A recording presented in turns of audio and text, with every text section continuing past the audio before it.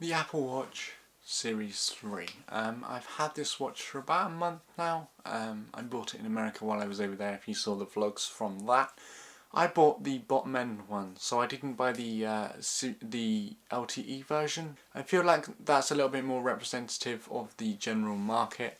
I don't think that many people will go for LTE, pay the extra, I think it's £100 or something, plus the ongoing cost of that on your contract. So I wanted to sort of go over, if you don't buy the LTE version, what do you get? What extra do you get?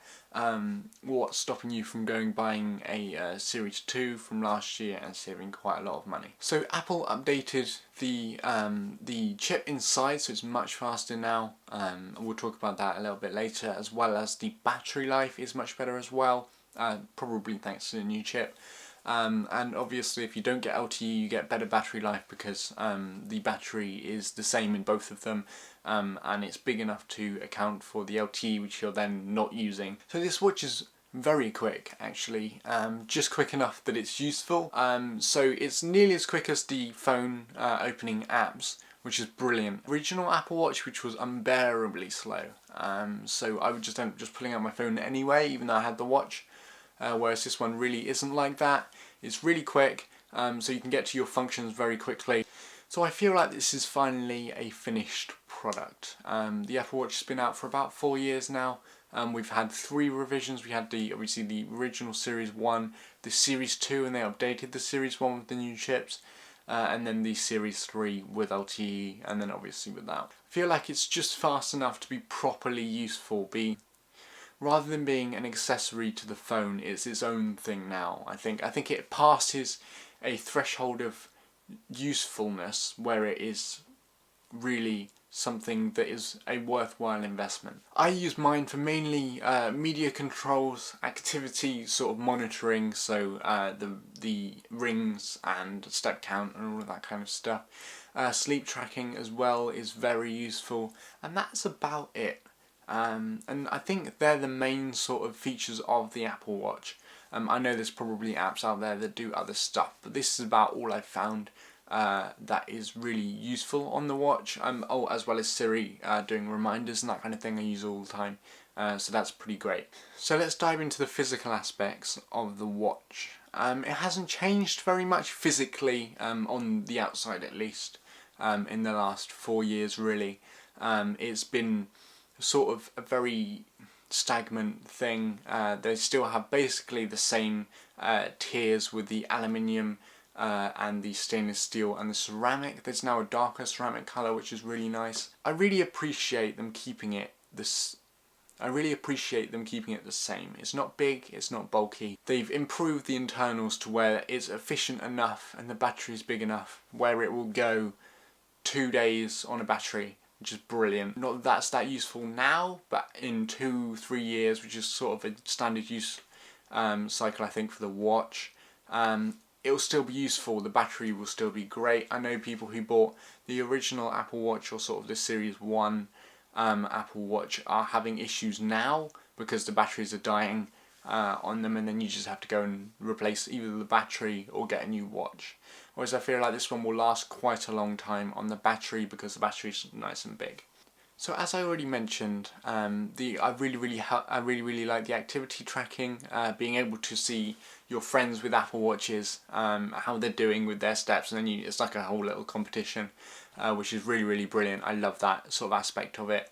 And then also sleep tracking is really helpful. I use Sleep++, which is a really nice app. I'll leave a link to that down below.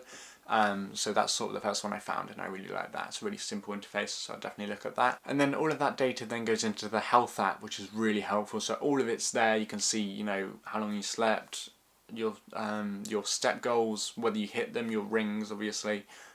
You can see your average heart rate, your resting heart rate, all of that kind of stuff. It's really helpful. I really like being able to collect all of that data and look through it and find trends and all of that kind of stuff, and it sort of motivates you to then go and be more active, do more workouts and that kind of. And then media controls are really nice. There's a standard sort of media controls app for any apps on your phone that don't have an app on the watch.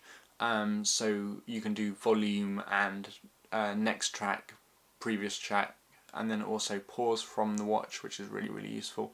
And then apps that do have an Apple Watch app, so apps on your phone that do have an Apple Watch app, if you're then running them on your phone, so say you're playing audio from your phone to your headphones, the app will then automatically come up on your watch, so when you then raise it, you can then do whatever you want to do with that app, which is really, really helpful.